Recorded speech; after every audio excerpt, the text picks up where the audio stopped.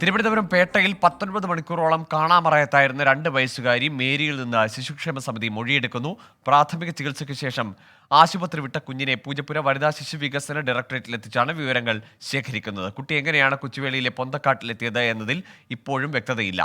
MG Pratheesh ചേരുന്നുണ്ട് വിവരങ്ങളുമായി തിരുവനന്തപുരത്ത് നിന്ന്. പ്രതീഷ്, 2 ദിവസം പിന്നിടുമ്പോഴും ഈ കുട്ടി എങ്ങനെ ആ വിജനമായ പ്രദേശത്തേക്ക് എത്തി, അല്ലെങ്കിൽ ആ ഇടത്ത് ആ താഴ്ചയിലേക്കൊക്കെ എത്തിയത് എന്നത് ഇപ്പോഴും ദുരൂഹമാണ്. ഒപ്പം മാതാപിതാക്കളിൽ നിന്ന് ബന്ധുക്കളൊക്കെ ചെറിയ രീതിയിൽ പ്രതിഷേധിക്കുകയും ചെയ്തല്ലോ. എന്താണ് ഇക്കാര്യങ്ങളിലൊക്കെയുള്ള സർക്കാർ ഏജൻസികളുടെ നിലപാട്, ഒപ്പം പോലീസിന്റെ ഒടുവിലത്തെ കണ്ടെത്തൽ?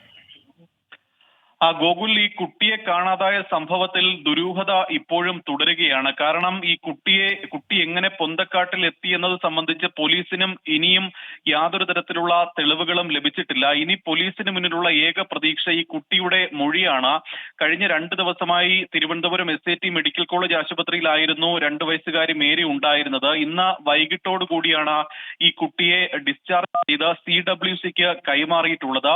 ഈ ഡിസ്ചാർജ് ചെയ്ത ശേഷം കുട്ടിയെ പൂജപ്പുരയിലുള്ള വനിതാ ശിശുവികസന ഡയറക്ടറേറ്റിൽ എത്തിച്ചിട്ടുണ്ട്. ഇവിടെ CWCയുടെ നേതൃത്വത്തിൽ ഒരു സൈക്കോളജിസ്റ്റ് ഈ കുട്ടിയുടെ മൊഴി രേഖപ്പെടുത്തിക്കൊണ്ടിരിക്കുകയാണ്. ഈ കുട്ടി ഏതെങ്കിലും തരത്തിൽ ഒരു പോലീസ് പറയുന്നത് പോലെ തന്നെ ഒരു തട്ടിക്കൊണ്ടുപോകൽ സാധ്യത സാധൂകരിക്കുന്ന എന്തെങ്കിലും തെളിവുകൾ അല്ലെങ്കിൽ എന്തെങ്കിലും മൊഴികൾ കുട്ടിയിൽ നിന്ന് ലഭിക്കാൻ കഴിയുമോ അല്ലെങ്കിൽ ലഭിക്കുമോ എന്നതാണ് പോലീസും പ്രധാനമായും ഉറ്റുനോക്കുന്ന കാര്യം. അതിലുള്ള ഒരു നടപടിയാണ് ഇപ്പോൾ പുരോഗമിച്ചുകൊണ്ടിരിക്കുന്നത്. ഇപ്പോഴും കുട്ടിയിൽ നിന്ന് മൊഴി രേഖപ്പെടുത്തുകയാണ്. ആശുപത്രിയിൽ എത്തുമ്പോൾ ഈ കുട്ടിയുടെ മനോനില അത്രയും ഒരു സ്ഥിരത ഉണ്ടായിരുന്നില്ല. പിന്നീട് ആശുപത്രിയിൽ നിന്നടക്കം കുട്ടിക്ക് കൗൺസിലിംഗ് നൽകിയിരുന്നു. അതിന് പിന്നാലെയാണ് ആരോഗ്യനില തൃപ്തികരമെന്ന് കണ്ട ആശുപത്രി ഡിസ്ചാർജ് ചെയ്യുകയും പിന്നീട് ഈ കുട്ടിയെ CWCക്ക് കൈമാറുകയും ചെയ്തത്. ഈ സംരക്ഷിത കേന്ദ്രത്തിൽ കുറച്ച് ദിവസങ്ങൾ കൂടി കുട്ടിയെ ആ സംരക്ഷിത കേന്ദ്രത്തിലായിരിക്കും കുറച്ച് ദിവസം കൂടി കുട്ടി കഴിയുക എന്നതാണ് നമുക്ക് ഇപ്പോൾ മനസ്സിലാക്കാൻ കഴിയുന്ന കാര്യം. അതിനുശേഷം മാത്രമായിരിക്കും